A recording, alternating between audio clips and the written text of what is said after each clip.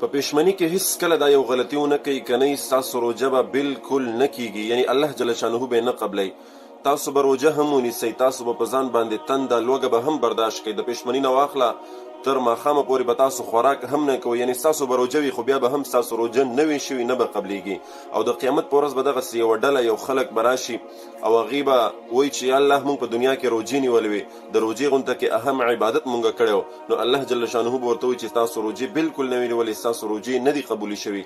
دوی به وایي یا الله موږ خو په ځان باندې سخته تېره کړې وه، تنده هم برداشت کړې وه، لوږه هم برداشت کړې وه، د سهار نه واله تر ماښامه پورې موږ خوراک نه و کړی، یا الله زموږ روژې څنګه نه دي قبولې شوي. تاسو پته شته دا به کوم خلک وي؟ دا به هغه خلک وي چې هغوی به په پښمنۍ کې دغه عظیم او غټه غلطي کوله. غلطي کومه ده؟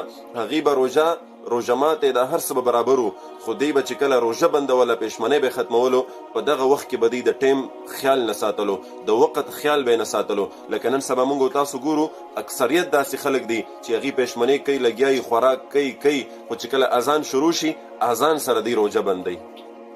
دا یاد وساتئ، کوم خلک چې د اذان سره روژه بندوي دغسې خلک به په ځان باندې سخته تیری، تکلیف به تیری، روژه به نیسي خو د دې روژې به نه قبلیږي. ځکه دا اذان د روژې د بندولو دپاره نه دی، دا اذان د سحر د مونځ دپاره دی. هیڅ څوک دا نشي ثابتولی چې دا د سحر اذان دا د روژې د بندولو دپاره دی، یعنی د پښمنۍ د ختمېدلو دپاره دی. اکثر خلک ورته سحري وایي، پښمنۍ نه پیژني. دا اذان د سحر د مونځ دپاره دی، دا د سحري د بندولو دپاره نه دی. د سحري یعنی د پښمنۍ د بندولو دپاره خپل وخت علما کرام متعین کړی دی، په نقشو کې په هر ځای کې د هر ضلع د هر ځای دپاره خپل وختونه دي.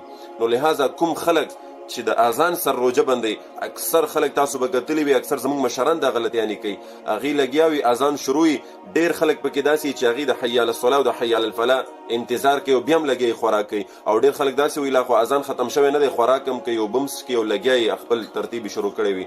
د دغسې خلکو روژه به بالکل نه قبلیږي، ځکه د روژې د ختمېدو دپاره او د سحر دغه چې کوم د صبح صادق دا وخت دی، یعنی د پښمنۍ دغه د ختمېدلو چې کوم وخت داخلیږي، د دې دپاره خپل وخت متعین دی. د سحر مونځ او د سحر اذان دا خو د پښمنۍ نه جدا دی.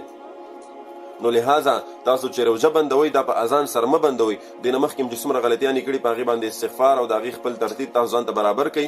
لہذا اوس نه تاسو دا چې کومه روژه تقریبا نن دویمه درېیمه روژه ده، دې نه پس تاسو احتیاط او خیال دا کوئ چې کله تاسو روژه بندوئ نو تاسو به ټایم ته ګورئ، اذان ته به نه ګورئ چې ودرېږه اذان وشي نو زه به روژه بندوم. نه، د ټایم به تاسو خیال ساتئ، د نقشې مطابق به تاسو روژه بندوئ، بیا به ستاسو